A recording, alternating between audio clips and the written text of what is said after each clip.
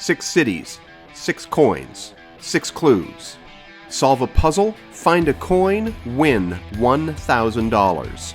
Join us at the Great U.S. Treasure Hunt with your host, Chrissie Mayr. Hello everyone, I'm Chrissie Mayr. Welcome to the Great U.S. Treasure Hunt. For 6 weeks this summer, we're going to hide coins in 6 cities across the country, give clues on exactly where to find these coins, then hand a $1,000 prize to the person or team that finds a coin. Just register for free at thegreatustreasurehunt.com to play. Good luck, everyone. Now let's see what this week had in store for our hunters. In this episode, we're in Sin City, USA, Las Vegas, Nevada, where luck may be a lady, but all it took was a little puzzle-solving skill, a short walk in a park, and a quick search under a stone bench to discover a coin worth $1,000. And now, back to Chrissie. Hello, everyone. This is Chrissie Mayr. I am here today with Anthony Kneisser, our first ever winner for the Great U.S. Treasure Hunt 2022. This is very exciting. Tell me about how you found this. Also, we're going to back it up because you were a winner of last year's hunt as well. And how did you even hear about last year's competition? That's correct. So I was the second winner for last year's treasure hunt, which was the Great U.S. Treasure Hunt book. That was an ebook that Dave and Jeff put out. I first heard about it from an article about Beth Hovanek's win in North Las Vegas. From there, me, my sister, my cousin, my brother, we all bought the book online and all started working on it. Wow, you guys, that's amazing that you as a family could all commit to this, because that was a $10,000 prize for that one? Yep. Which one of you found that? So my sister and I worked on these clues day and night, and my cousin Sarah. But my sister and I solved it in the middle of the night on a weekday. Once we had solved it, we took a red-eye flight to Santa Fe, New Mexico. Both called out of work for the rest of the week, just on the chance that we would actually make it to Santa Fe and be the first ones to look inside of a bench and find a little pair of tiny wings. Wow, you must have been really confident in your search abilities, because you both took off work for this. Were you worried at all that your jobs were going to find out what you were doing? We were probably a little bit too open with them what we were doing. I told my manager, hey, I'm going to Santa Fe for a treasure hunt. She thought it was pretty cool. My sister also told them, hey, I'm not going to be in. I'm on a treasure hunt. So you were both honest with your jobs, and you both kept your jobs. They weren't like, oh, you're crazy. You're not a kid, right? That's amazing that both your jobs were understanding. And were they happy? Did you tell them you came back that you won? Were they their jobs excited. Happy to hear? Okay. At the end of the day, they thought it was really cool. Okay, so you found out about there was going to be a hunt in 2022. How did you hear about it again? And did you sign up right away? And that's immediately when he had announced that, I decided I was going to be in Las Vegas for the first hunt.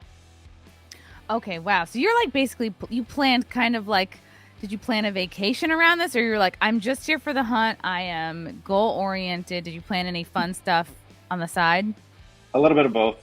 Fortunately, my job allows me to go to all cities, all states at any time. I'm an over-the-road truck driver. I'm an owner-operator.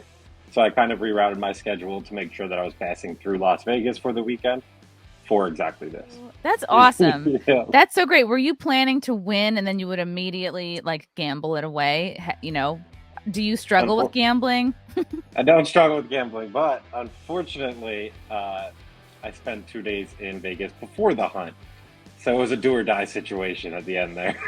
You were like, you look, I've spent all my money. I need to win this. Exactly. So how did you know where to go? How did you figure it out? So we had, my sister Margot was working on the word search, and Margot is an attorney, and she can read faster than anyone I know.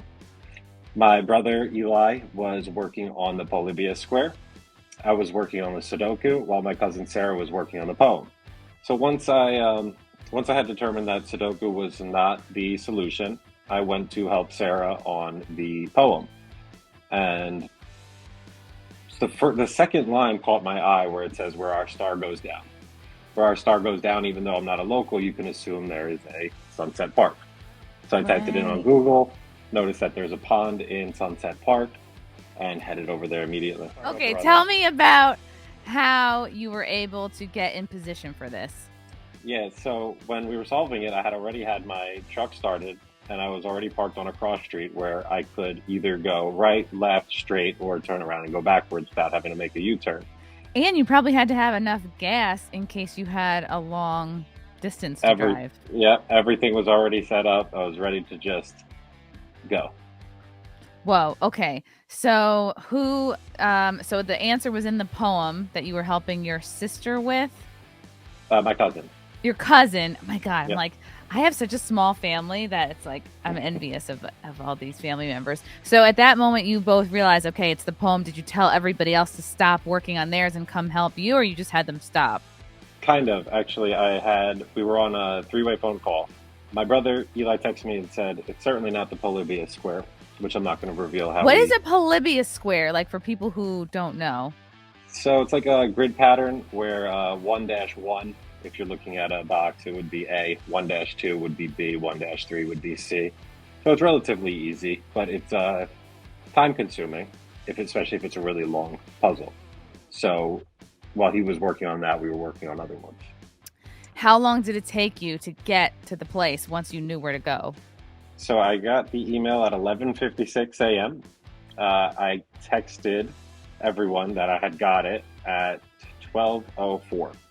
So we had the solution in 8 minutes, and by the time I actually made it to the park, by the time I actually made it to the park, it was 12:18, and then like a 2-minute run to the bench, me and Rory ran. Wow. So do you owe this mostly like the win to yourself, or do you owe it to your cousin? No, that's a group effort. She actually texted me. She said, right answer. That's what you're supposed to say. Yeah.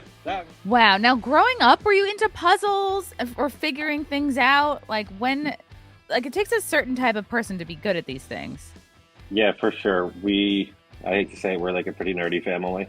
It helps. Well, it's paying off. Yeah.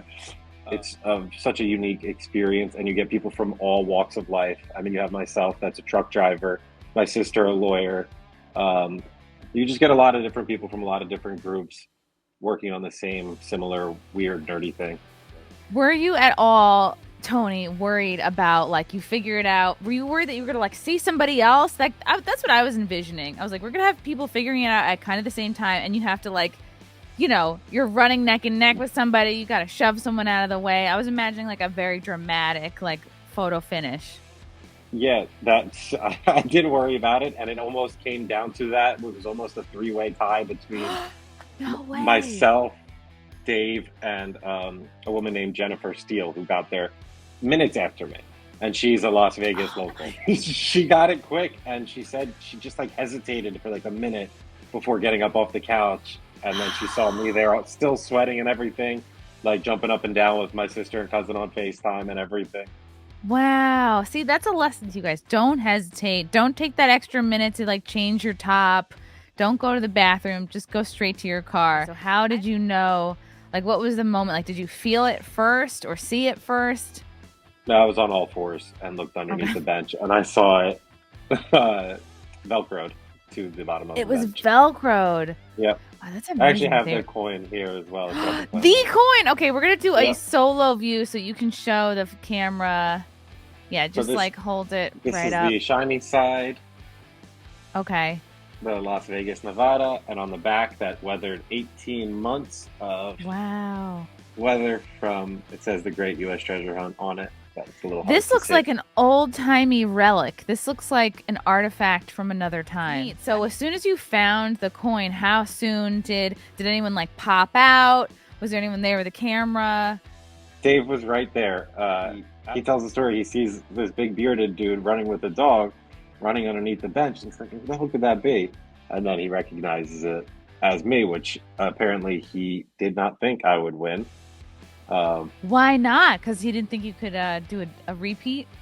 That, and it was tailored to Las Vegas locals a little bit with the whole Sunset Park thing.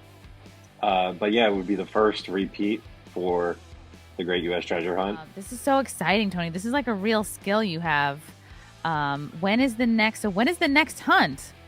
So the next one is Los Angeles, which is this weekend coming up on Sunday. And then I know it goes Austin, which is home field for the Great U.S. Treasure Hunt. Then New York City, so our backyard. Asheville, North Carolina. And then Milwaukee. So you're doing all of these? Unfortunately, I'll have to miss Los Angeles.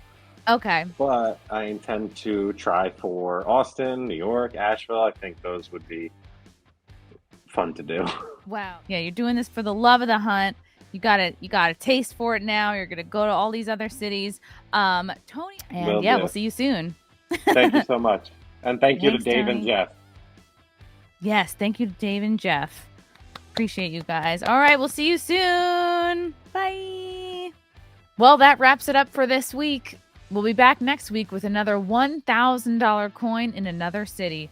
The sign up is for free at thegreatustreasurehunt.com. So don't forget to subscribe for extra clues, puzzle explanations, and live streams. Until next week, I'm Chrissie Mayr, and thanks for joining us.